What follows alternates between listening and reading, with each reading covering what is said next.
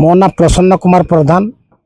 Sir आज जो जंगल में निया न लगाया जो अवेयरनेस आज करथिले बाइक रैली करथे कोन कहबे। देखु बसंत ऋतु परे परे आमर ग्रीष्म ऋतु आरंभ हो जाए। जिते बेले ग्रीष्म ऋतु आरंभ होउछि सेते बेले आमर धरती तथा प्राकृतिक को विपद मारी आसे।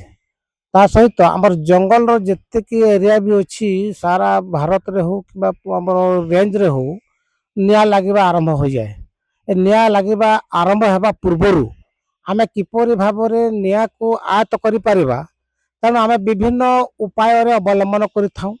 यथा वर्तमान आज आमर कोइडा रेंज अंतर्गत कोइडा एरिया रे आमे बर्तमान रैली जोटा कि आमे पथ प्रांत नाटक होता है रैली मध्य करू एवं प्रत्येक गाँव में आम अवेयरनेस ट्रेनिंग दे था जद्वारा कि लोक मान सचेतन आवश्यकता अच्छी। तेणु आमर रेंज अंतर्गत रेंज जी भी एरिया अच्छी ता सहित प्रत्येक गाँव में प्रत्येक बीट रे आम भाई अवेयरनेस करूँ। आगामी दिन में किपरि भाव में आमर निया को आयत्त करने तार प्रस्तुति योजना करूँ किपरि आम निया को संपूर्ण भाव में लिभाइबा आम निश्चय आमर समस्त साहाय्य सहयोग करती। तेणु आम समस्त को लेकिन आम ग्रामवासी हो जी स्टाफ हो बहुत डिपार्टमेंट लोक को साहाय्य सहयोग करती।